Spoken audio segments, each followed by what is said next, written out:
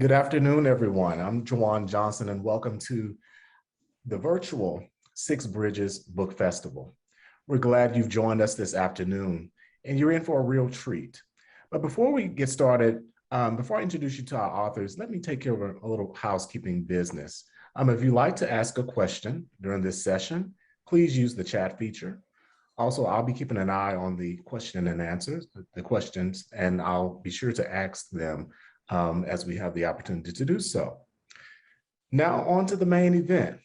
I am honored this afternoon to present three amazing authors and scholars, distinct topics, but linked in profound ways from slavery to its afterlives. I'll introduce all of the authors and they will read and provide context in the order of introductions. First, we have Kenneth Barnes, a retired professor of history at the University of Central Arkansas, explores how the KKK established a significant foothold in the state and created a seat of power in Little Rock. In his book, The Ku Klux Klan in the 1920s Arkansas, How Protestant White Nationalism Came to Rule the State. This is the book. You need to get it. We also have Kelly Houston Jones, who is the assistant professor of history at Arkansas Tech University. She has written the first book-length study, and a very detailed one, I will say, of Arkansas slavery in more than 60 years. A Weary Land, Slavery on the Ground in Arkansas offers a glimpse of enslaved life on the South's western margins, focusing on the intersections of land use and agriculture within the daily life and work of bonded Arkansans. Beautiful text, wonderful, wonderful book. And last but not least, Guy Lancaster, who is the editor of Cow's Encyclopedia of Arkansas, has authored, co-authored, and edited books on racial violence in Arkansas. American Atrocity, The Types of Violence in Lynching, offers a new framework for understanding the act of lynching, showing that perpetrators were enforcing social subjugation rather than personal vengeance. So without further ado, please give a warm welcome, virtual welcome that is, to these three dynamic authors who will please read for us at this time. And we'll start with Kenneth Barnes. Okay, thank you, JaJuan. I want to start out with a thank you to the Literary Festival for including a panel on history, because a lot of people, including some historians, don't really consider the writing of history to have a literary quality. And I appreciate it that the festival has recognized that. It's something I think about when I write, and I hope you'll see that or hear it as I read some of the sections from my book. I'm going to start out by reading the first paragraph of my book. It's my opening, and then I'll make a comment about that. When my mother was a girl, she found her father's Klan robe. My grandfather, William Maney Byrd, explained to his curious daughter that the Klan only did good things for the community. As an example, he described an evening in which Klansmen went to the home of a habitual drunkard in the community who neglected his family. The hooded figures tied the man to a fence post, whipped him, and threatened that if he did not lay off the liquor and get a job to support his family, they would return and use stiffer measures. My grandfather would have been a part of the Morrilton Klan number 46 in Conway County, Arkansas. Grandfather Byrd owned a general store in the Birdtown community, about 15 miles northeast of Morrilton. His conversation with my mother probably took place in the late 1920s. She was born in 1918. And by the late 1920s, the Morrilton Klan was no more, but he still had his robe.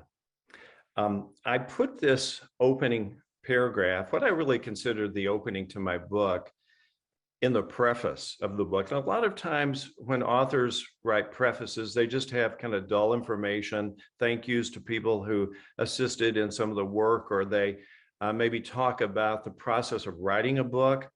But I felt like it was important for me to sort of stake out my relationship with the subject I was writing about, partly because I recognized or anticipated that when my book came out, I might be getting some angry emails or phone calls from people whose ancestors, grandfathers, or great-grandfathers that I outed by naming names in my book. And so I just wanted full disclosure to have my own connections to the Klan. They're kind of front pieced in the book. And so I put that in the preface, and actually took advantage of the press as an opportunity for an author to speak personally to an audience, as I did here. I want to read a couple of other openings to some chapters in my book. And one of the tensions, or maybe a dichotomy in my treatment of the Klan, is that it was kind of contradictory or paradoxical in many ways.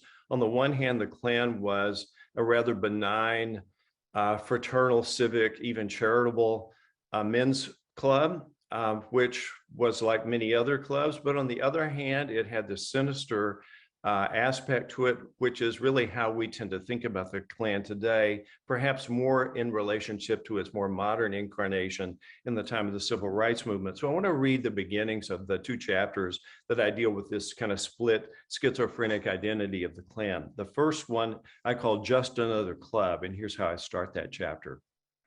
The citizens of Heber Springs in Cleveland County since 1888 had held an annual reunion of the soldiers of blue and gray. But the 35th reunion of Civil War veterans in early August of 1923, the event had become a two-day affair that included speeches by Congressman William Oldfield, several educators, and the county demonstration agent, followed by songs and recitations by local citizens. The town band played. Exhibitions of horse roping and riding were among the entertainments, which concluded with a baseball game between Heber Springs and Greenbrier. The highlight of the reunion was a mile-long parade that included 75 decorated automobiles. Marching after the autos were surviving Civil War and Spanish-American War soldiers, some younger veterans of the Great War, the Boy Scouts, the local members of the Arkansas National Guard, and then trailing behind, dressed in full regalia, were the members of the Pat Cleburne Klan number 126. Indeed, in many ways, the Klan appeared to the public to be just another of many clubs and organizations of the 1920s. Okay, and this is my opening to my chapter that looks at the Klan in terms of its attempt to manipulate or control people's behavior. I entitled this chapter, Reaching Out. On September 17th, 1922, a Saturday night, just 2 weeks after the 300-member Mena Klan, number 90, publicly announced that it had received its charter, several carloads of Klansmen took young Joseph Villard from his room in the business district, transported him to the woods outside town, beat him with a club, and then left him along the old Potter Road to find his way back into town. Villard had several marks against him. He was Catholic, of Italian descent, and had recently come to Mena from his hometown of Corry, Pennsylvania. The Klansmen already had warned him about devoting some apparently welcomed attention to a local married woman. Villard didn't heed the warning, and the beating followed. The next morning, he was on a train bound for Kansas City, leaving Mena and his married girlfriend behind. Beyond the socializing, the entertainment, the charitable work described in the previous chapter, the Klan's real purpose was to influence the communities in which these Klansmen and women lived. These Klansfolk were determined to order their worlds into what they considered more law-abiding, moral, and authentically American environments. They regulated their communities through their visible public presence, incessant propaganda, attempts to influence or control the local justice systems, and as in the case of Joseph Villard, threats and the actual use of violence. I like to start chapters with a vignette, a sort of word picture. As you see, I've done with these that I'm using as examples. I'm just going to read one more opening paragraph, and it's the opening to my conclusion, where I bring things to sort of the chronological conclusion when the Klan declined in the late 1920s. Crowds of people were on the streets of Little Rock on the evening of Halloween, October 31st of 1933. Revelers wore a variety of costumes and papier-mâché masks. They blew horns and whistles. They threw confetti and unrolled long, curling ticklers of paper. On the street corner near 4th and Main Streets, where 10 years before the Little Rock Clan No. 1 held its weekly meetings on the 3rd floor, there stood several tall, solemn figures in the white robes and peaked hoods of the Ku Klux Klan. This scene suggests two features about the Klan in Arkansas. On the one hand, by 1933, it had been reduced to a Halloween costume. As an organization, its time had passed. The meteoric rise and rapid decline of the Klan suggests that something about the essence of it was unique to the 1920s. On the other hand, these Klansmen in 1933 still possessed their regalia, like my grandfather's robe that my mother found when she was a girl. The ideas of the Klan did not go away. They had lasting power. In my conclusion that follows, I try to bring the ideas of the Klan, things like prejudice against ethnic minorities, African Americans, immigrants, religious minorities, a desire to stake out what they considered to be 100% American identity, those ideas of the Klan as having a lasting power that outlasted the institutional organization of the Klan. In fact, even bringing it up to the time that I was writing this book, I was putting the last marks in my book as we were approaching the 2020 election, and was assaulted, as you all have been, with divisive commentary in which these very often same ideas were circulating that I was writing about that had happened 100 years earlier. So in my conclusion, I try to make this relevant and not just something that was a idiosyncratic moment of the 100-year-old 1920s. So I'll stop there and be happy to take some questions here in a moment.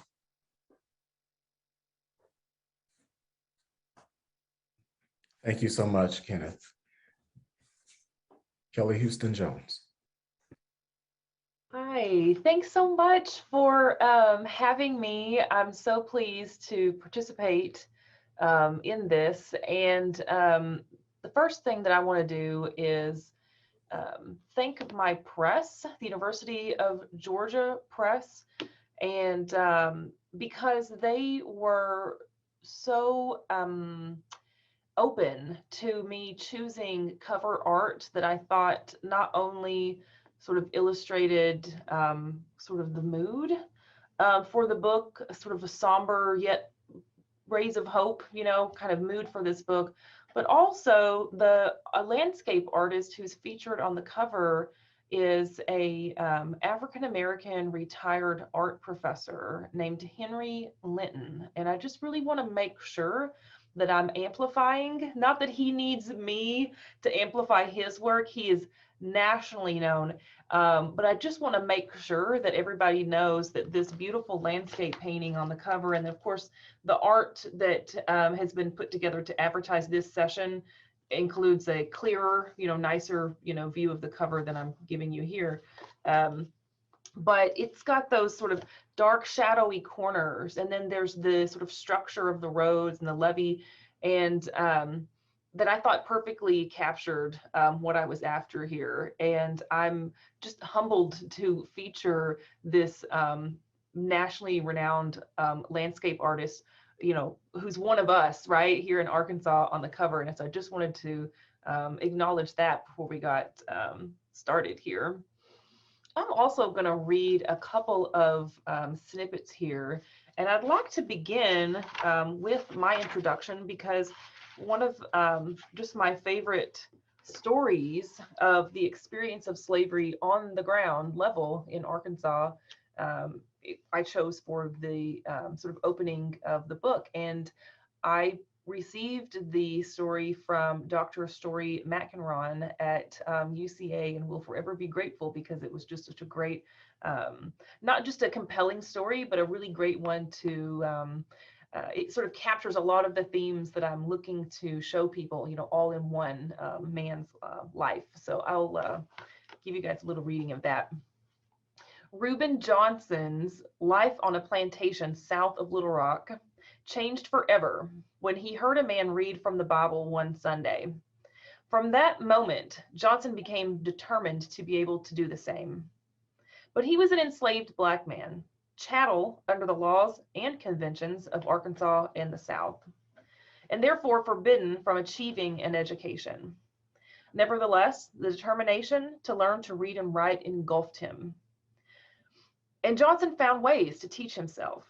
He listened to recitations of the alphabet outside the white children's schoolhouse, and eventually he managed to secure a book to study on his own. Although his enslaver confiscated the book and whipped him for having it, Johnson raised money for another by gathering walnuts to sell to passing peddlers. This time, a hollow log housed the precious contraband. Johnson snuck into the woods to bring out one page at a time for studying in the quarters. Eventually, however, whites found him out. Again, his book was seized, and again he paid for it in lashes. Johnson persevered, however, securing yet another book by enlisting the plantation wagoner to help him sell hay he had been gathering at night. Johnson again relied on a log to conceal his latest prize, but now restricted his study to sessions in the woods. Johnson finally realized his dream of literacy after fleeing his enslavers in 1864 to fight for the United States Army against the Confederacy. Reuben Johnson, like hundreds of thousands of other enslaved people across the South, made calculated use of space to navigate his bondage. The traffic of the public road delivered passing customers for the nuts he gathered from the forest. Reuben probably concealed himself in the woods that bounded the road's edges until the right person passed. Swaths of tall grass and clearings, or perhaps abandoned acreage, became marketable hay after he combed his neighborhood in the night to cut and gather it. The forest provided the forage he converted to cash for at least one book purchase. The woods also offered the safest place to store each book he acquired. While the quarters initially incubated Johnson's study, they proved too dangerous for his subversive pursuit of literacy. He made the woods his classroom. In recent decades, historians have provided a rich recreation of American life under chattel slavery by emphasizing the context of space and place. These are crucial factors for understanding the experiences of people like Reuben Johnson in the places they lived. And my main mission, of course, with this book was to explore that story in the place where Reuben Johnson lived. And what I find is that slavery not only was a major force in drawing the political boundary of Arkansas, it also, of course, put a fingerprint on that landscape, right, itself. Because enslaved people were forced onto Arkansas's land, while Native American people were forced through and past Arkansas and out of Arkansas, off of Arkansas's land, in order to feed what historians are now calling the second slavery. So there's a couple of layers of sort of myth busting that are part of my mission with this book. One of those is a sense that slavery was only essential, a sort of foundational part of the economy in some parts of Arkansas, but not others. I'll tell you guys that when I was in Northwest Arkansas getting my degree, my PhD, and I volunteered to teach a class on slavery in Arkansas for a group of retirees. It was kind of like once a week, couple hour, thing. And what I noticed was there were several white retirees in Northwest Arkansas who had chosen that place to retire because they thought it wasn't the South. They thought it was a place that didn't have all of this sort of racial baggage, right? All the sort of baggage that a lot of, other parts of the former Confederacy had. And you can find, Fayettevilleans who want to think that, too. But one of the things I try to show in this book is that slavery is not only an important factor in Arkansas's formation. I really think Orville Taylor in 1958 established that pretty well. I didn't really need to do that much work on that front, but just to show how deeply entrenched it was in all parts of the state. And so one useful statistic for that I put in the book is that the city of Fayetteville in the antebellum era was 1/3 enslaved people, much higher than the proportion for the state as a whole. It wasn't a huge town, but that proportion is important, to think about. Some of the most notorious lynchings of enslaved people in the era come from Northwest Arkansas. And so I try to make sure that that's clear in the book. I try to also not just the sort of coverage of the state, but I want to make sure that readers understand that slavery was important in Arkansas from the very earliest days of white American settlement into the area. Many of the 1820s trading posts and general store owners are the 1850s planters. A lot of these folks are establishing their wealth and converting it into plantation slavery, and often in those very early days via enslaved people who are working at those trading posts and facilitating that so-called frontier economy. And so it's not only that it's important in all parts of the state, but in this entire timeline. The last thing I want to say about that is that the type of slavery that comes to Arkansas is, like I said a second ago, that second slavery. So the second slavery is created by the expansion of cotton.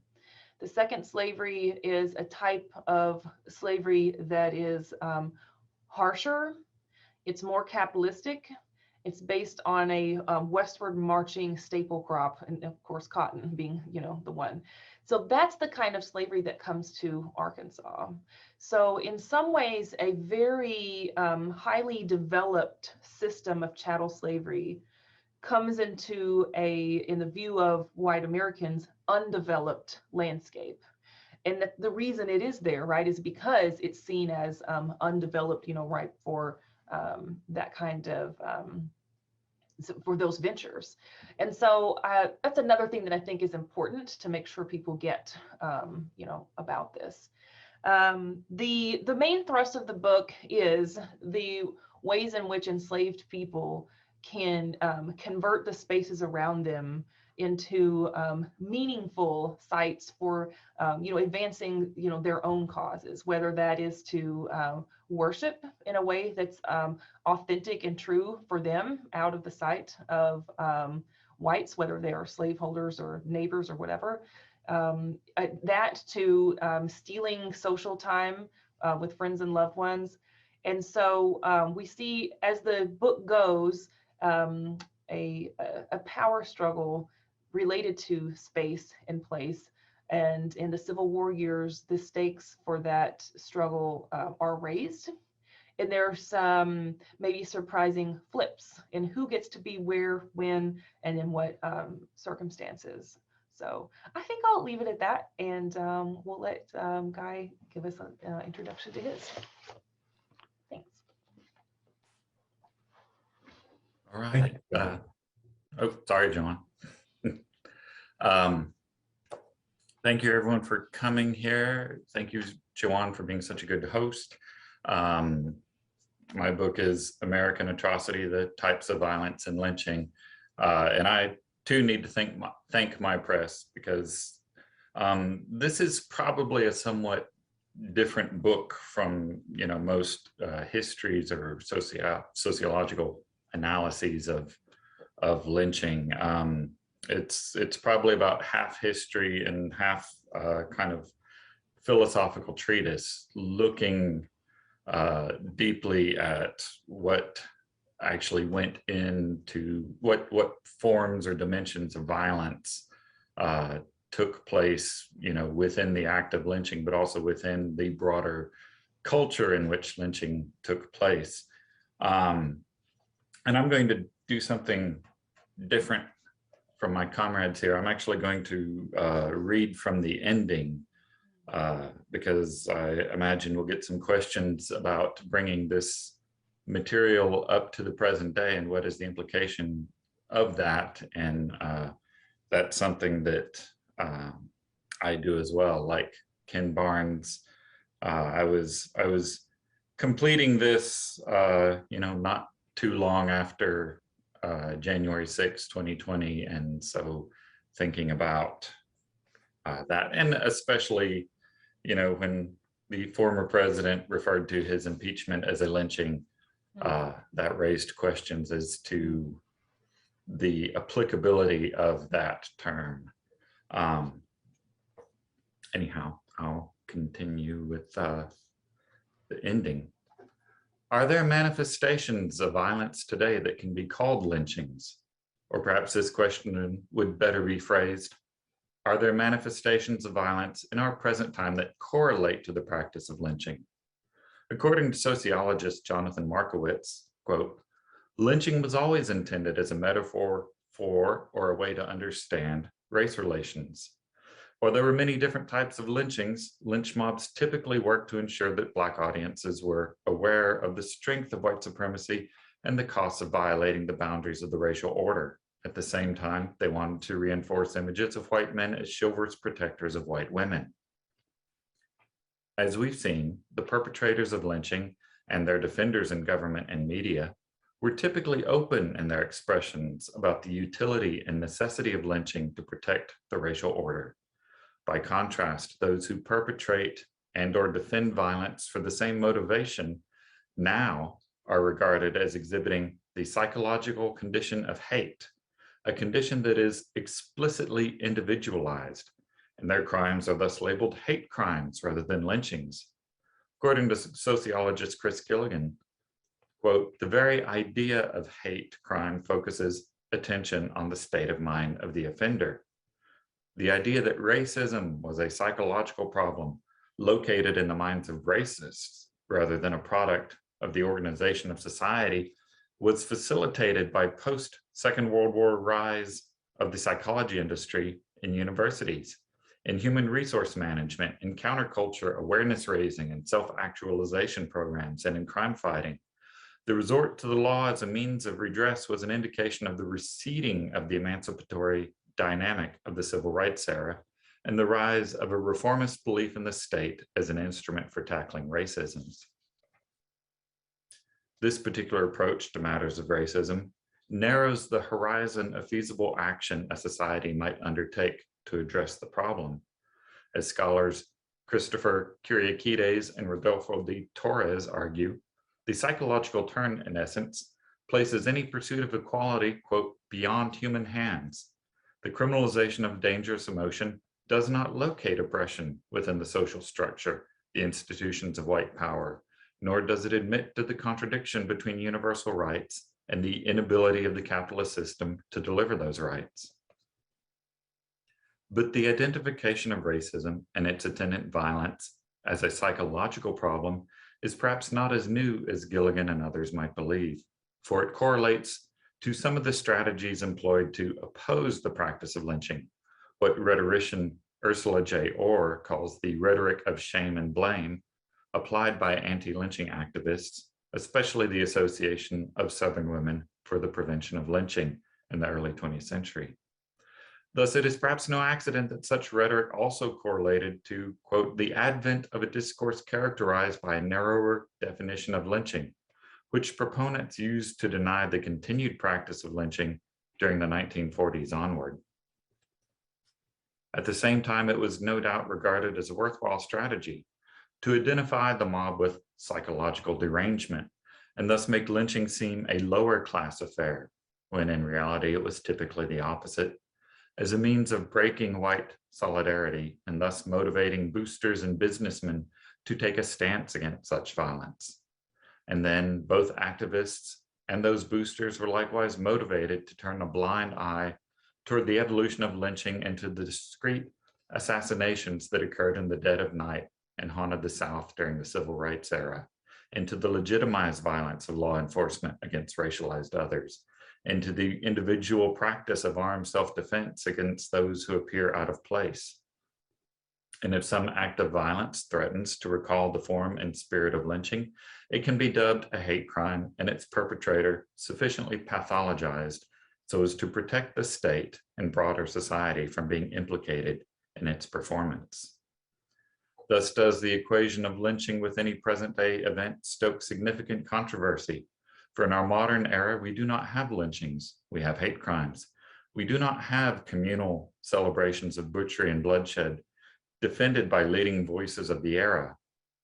We have isolated individuals, psychologically askew, who perpetrate murders for reasons of some personal pathological motivation. And as a consequence of this development, we do not have any unified opposition to the practice of lynching, however it may manifest, but instead an array of disparate interests attempting to tackle issues of police violence, hate crimes, economic inequality, and political disenfranchisement, as if these were separate matters and not simply varied manifestations of the same underlying structure. What Ashraf H.A. Rushdie calls the end of lynching discourse that arose in the 1930s and 1940s, quote, has conflated the end of lynching with the onset of a racially tolerant modernity. And what is lost as a result of that discourse is the opportunity for more subtle analyses of what racial conditions were like then and are like now. American society may not currently exhibit the form of lynching, but the function remains present in other manifestations of violence, both subjective and objective, both personal and structural. Ursula Orr sees at the center of lynching a rhetoric of citizenship and belonging that perpetually marks the Black body as the outsider. And it is this rhetorical core that allows us to link such events as the lynching of Emmett Till with the murder of Trayvon Martin by self-appointed neighborhood watchman George Zimmerman. As she writes, there is only one tradition that describes the conscious choice to profile a Black boy to death as chivalrous, only one tradition that posits the conscious eradication of Black life as an unfortunate but nonetheless ugly consequence of supposed Black delinquency, and only one tradition that uses racial terror as a means of policing the boundaries between America's white us and its Black them. That tradition, what Ida B. Wells referred to as America's national crime, is lynching.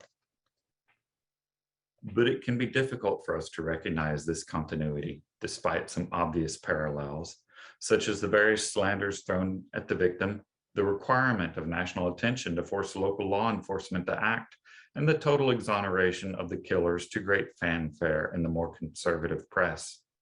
The era of lynching, we are told again and again, has long since ended, and any evocation of that word, any application of it to modern tragedies, is overstating the case. Scholars beyond the field of history have come to the conclusion that violence is constitutive, that, as rhetorician Megan Eatman writes, it shapes the identities of victims and participants. Violence clarifies the division of us and them. We are just and strong, they are dangerous and deviant. Violence is thus not an interaction between discrete individuals, but a process that creates both subjects. The events covered in this book, the indisputable lynchings of the past, are part of a broader rhetorical ecology produced by practices of direct, structural, and cultural violence. An ecology that, in ways mirroring the reality of a biological ecosystem, is hospitable to only certain identities and practices. And it is this metaphor of an ecology of violence that allows us to draw more firm lines between the atrocities of the past and the policies of the present. After all, biological ecosystems do not exist in a state of homeostasis. They evolve throughout time as the conditions that created and maintain them change, and as the organisms contained within them undergo evolution. But we can, with careful work, see similar creatures occupying similar roles within these ecosystems throughout time. It is not that modern-day vigilantes like Zimmerman are necessarily directly descended from the lynchers of yore. However, with the slow diminishment of classical lynching, there was an ecological niche that went unoccupied, specifically a niche for the informal and violent enforcement of white supremacy and the regulation of Black bodies. People like Zimmerman now occupy that ecological niche. And that is my reading, and I look forward to any questions.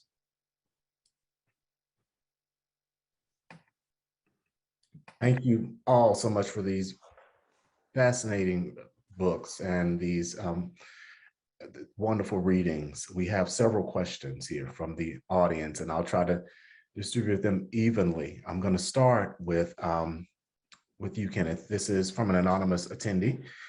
Can you speak more about the lasting effects of the KKK and how it has shaped the reputation of Arkansas and where racialized minorities feel safe and unsafe to date? Sure. I think the Klan in general has had this long effect and lasting influence that outlasted its institutional history. I mean, it basically died as a corporate entity in the 1930s, and in Arkansas was pretty washed up by the late 1920s. But the images, the culture, the symbolism, the language, the rhetoric, all of that is so much bigger than an organization. And, you know, the fact that we're still thinking about the subject and the Klan as it exists today, appropriating, you know, much of those things, you know, as a right-wing fringe movement, still has this evocative power. Like even writing a book about the Klan, for me, I recognize that by just having the word Klan in the title, it's going to create this kind of a reaction.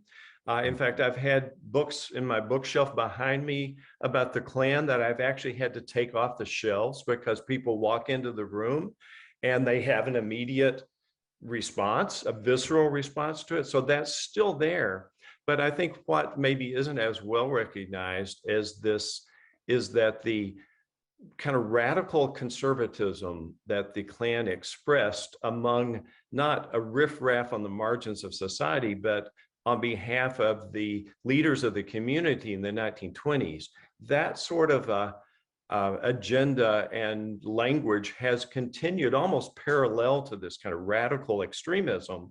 It's continued in political discourse in a respectable way and is very much alive and well, as I had mentioned, you know, in our present day political climate. It's all around us, and that's reminiscent of, you know, what I was studying in the 1920s. I wouldn't say that Arkansas has suffered specifically or particularly because of its Klan history, because I don't think before my book, people really had much sense that Arkansas was special with the Klan. I make the argument in my book that Arkansas had as well organized of a Klan, an important Klan, and Klan leaders that would be in the top states in the country. Like I even make the pitch that Little Rock was sort of like city number 2 to Atlanta as a Klan capital. But I think people generally wouldn't have that knowledge or that understanding, at least, you know, having not read my book. I hope that answers the question. Thank you for that. And thank you to the audience who's participating and posting these wonderful questions. The next question is for you, Kelly, and it states from Judith: do you have any examples of Arkansas plantations adding diverse, inclusive community education on their tours, the way such as Monticello has done in recent years, i.e. including slave quarters, an accurate historical interpretation of slave life and violence or torture used to coerce and increase labor? Okay, so just to make sure I understand the question is if I'm aware of sites that are right now doing good job in that kind of inclusive interpretation. Absolutely. You know, I'm not sure. I'm not here to beat up on anybody in the public history, world. It takes people who know the backstory, and people who are committed, and it takes. If I know it's a lot of work. I wish that we had more of that, around here. One site that comes to mind, and I think I've got this right, in Louisiana, called Whitney Plantation, is just nationally known right now for doing an incredible job in that. I know that the Historic Arkansas Museum has, in the last several years, done a lot of hard work to make sure that their interpretive agenda, is making sure to like get all, aspects of that, territorial life in there. But I don't know that there's a site that comes to mind that's that would sort of blow me away on that. I mean, I think Lakeport, props to Lakeport. There's some pretty good interpretation there. I'm probably not the best equipped to sort of rate those on that. But of course, we'd all like to see, more of that. And so we should patronize those sites that are doing that, and we should give feedback that helps these folks know that that's the kind of thing we want to see, when we're there. So it's a good question. Absolutely. Thank you so much for that. And Guy, this question is for you. Can you tell us about any community remembrance projects in Arkansas counties where a documented lynching has occurred? And then there's some examples here, such as the National Memorial for Peace and Justice in Montgomery. But did you want to tackle that question? Sure. One of the earliest markers recognizing a lynching was, perhaps the earliest, was installed in Oak Cemetery in Fayetteville to commemorate and Kelly, I think the 1856 lynching of 2 slaves in Washington County. So there's a Washington County Remembrance Project here in Central Arkansas. There's the Arkansas Peace and Justice Memorial Movement. And last year they installed a marker commemorating the 1927 lynching of John Carter in Little Rock. There was also a lot of activity around the centennial of the Elaine Massacre. Some organizations down in Elaine working on commemorating that. And Brian Mitchell, a professor at the University of Arkansas at Little Rock, led the way for the installation of a marker at Little Rock National Cemetery, recognizing one of the Elaine 12 who had military service and is buried in Little Rock National Cemetery. I've also been in contact with people in Hot Springs and Pine Bluff about producing their own markers, getting some more information on events that had happened there. What's interesting about Hot Springs is they have 2 lynchings that happen in downtown Hot Springs at the exact same site.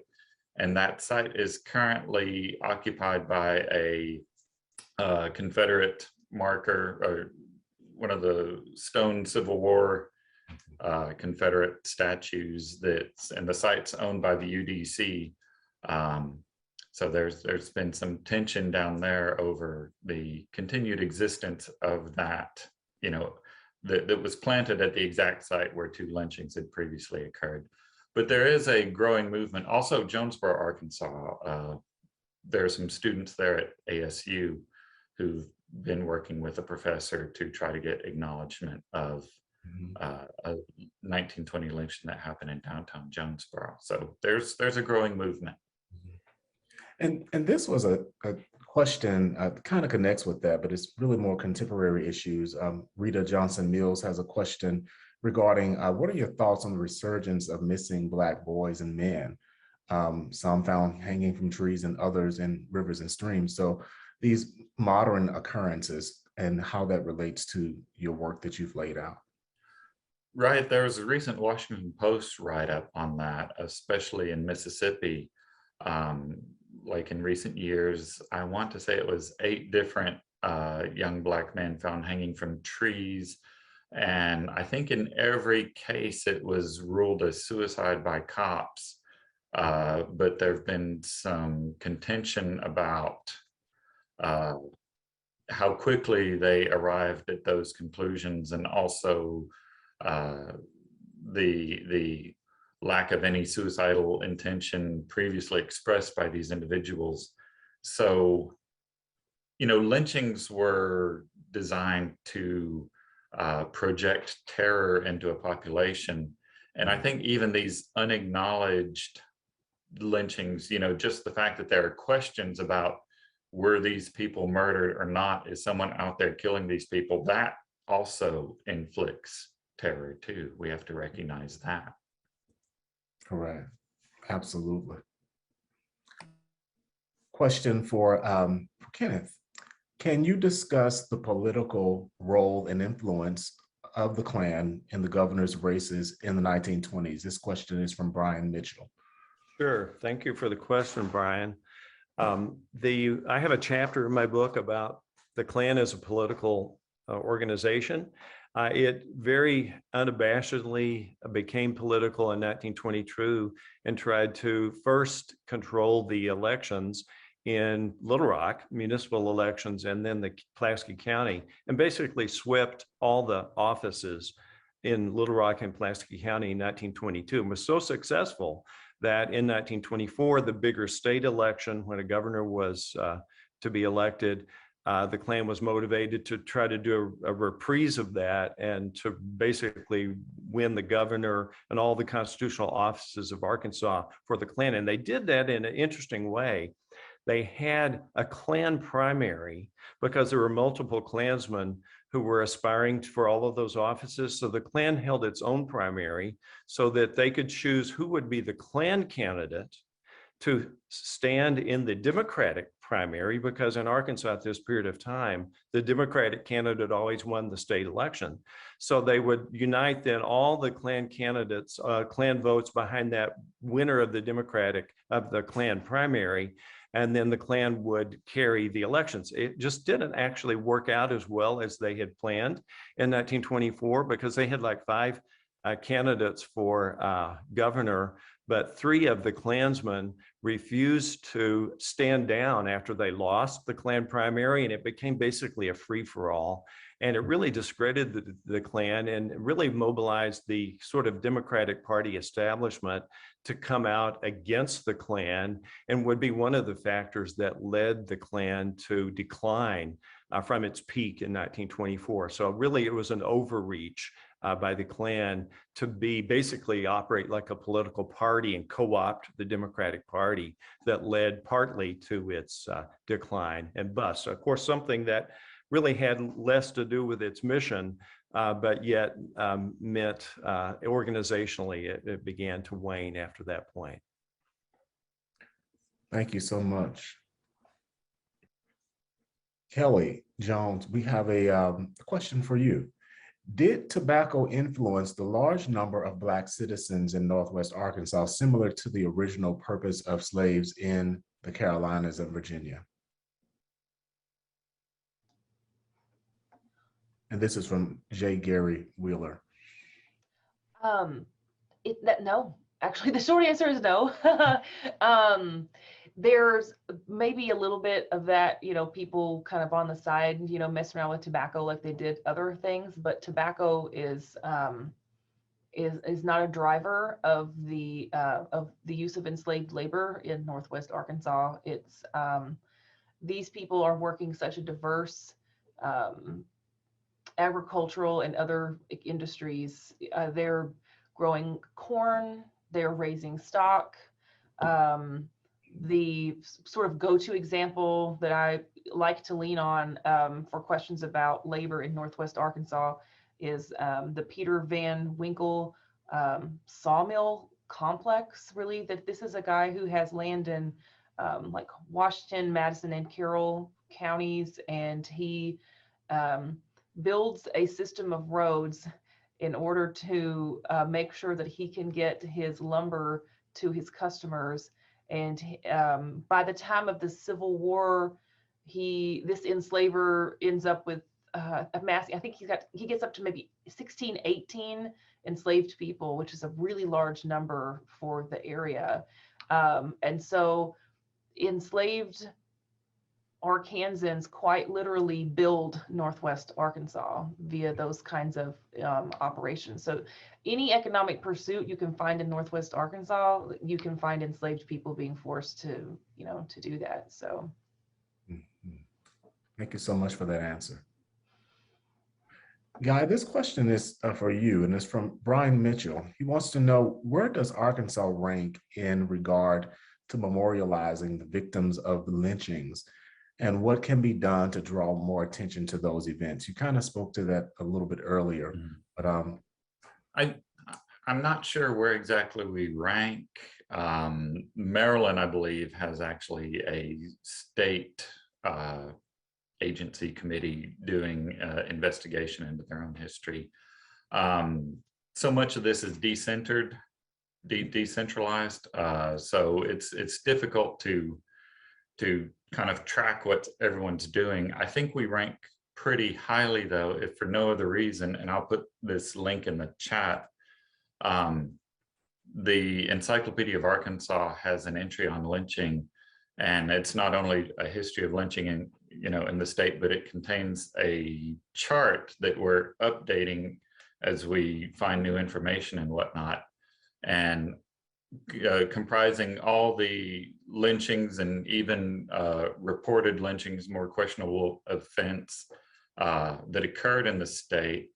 And you'll see on that chart, it has links to more than 200 of the lynching events that we've been able to develop so far. And I'm hoping that by next year, we can fill in that chart and have separate entries on every lynching that occurred in the state. So I think that's, if you want to draw more attention to the history, draw more attention to that and start there.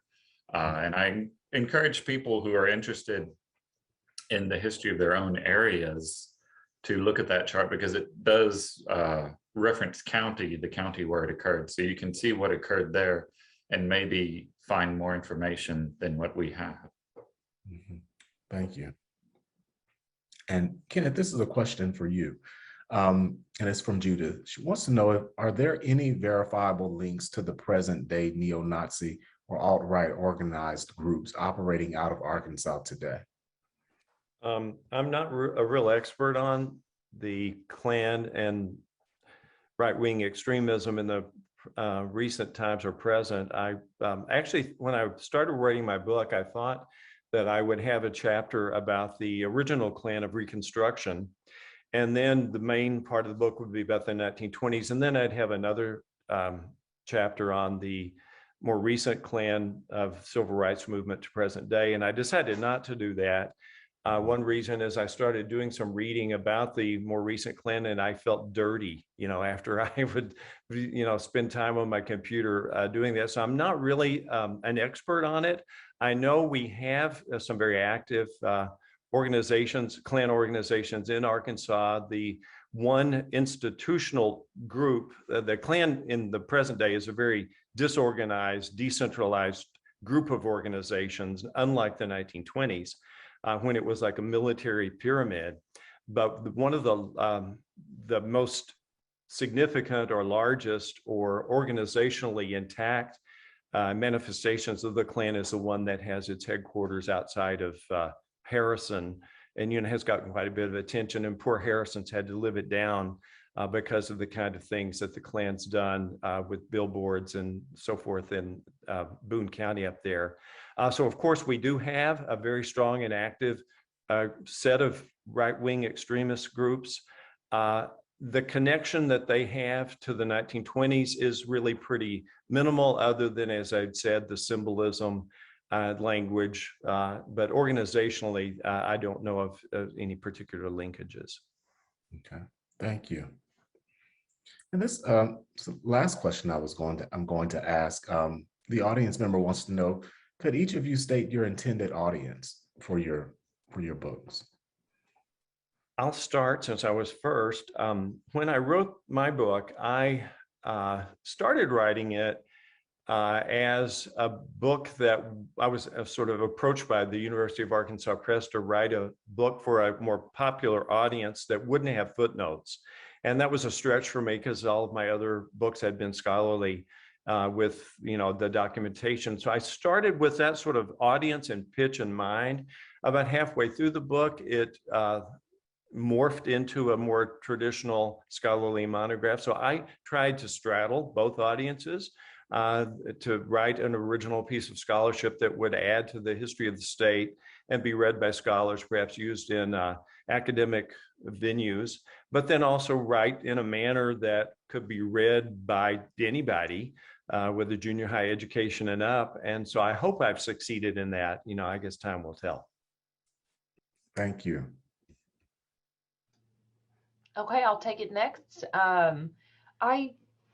I imagine my book as being helpful to students, although I don't know that I have always achieved the readability in all parts of the book. And part of that has to do with academic publishing and, folks who, like myself, who are trying to get tenure, and so you kind of had to go with that sort of academic trajectory, which, so anyway, so it's a little perhaps lighter reading in some areas, than others. So at some level, I'm writing for other academics, but I certainly want Arkansans who are interested in this subject to, dive in, as well. And I have had several students email me and other folks around the state since it came out in March, saying that it helped them find a direction on a research topic or answer a particular question. So I think I am sort of hitting some of those, some of the folks I'm after so far. I put my email address in the chat in case anybody has questions that they want to send, later on. I'm easily found. It's not like a secret email. I'm easily found, but I thought I'd put that in there in case anybody didn't get a chance to ask something that they wanted to ask. Thank you so much for that. Yes, I'll go. Yeah, I'm aiming more for students as well. People who maybe know something about lynching, but haven't thought about it critically, perhaps, or so. Yeah, it's more for students, but I too try to write, for a broader audience, and I hope, especially when I delve into the particular events under analysis, I present those clearly. And I too will put my email in the chat in case anyone is interested. You can email me, and I'm happy to take any further questions over email. So awesome. Great. Well, I tell you, it's been a great hour. And I want to thank each of you, Kenneth, Kelly, and Guy, for this fascinating presentation and discussion. I encourage everyone to visit the online bookstore to get the books. Fascinating reads, and you should get them all together. I think they all pair well. Also, thank you for the wonderful questions that you've submitted to us, and feel free to also visit the rest of the festival events for the duration of time the festival is going on. Again, thank you for joining us, and you all have a wonderful weekend and be safe.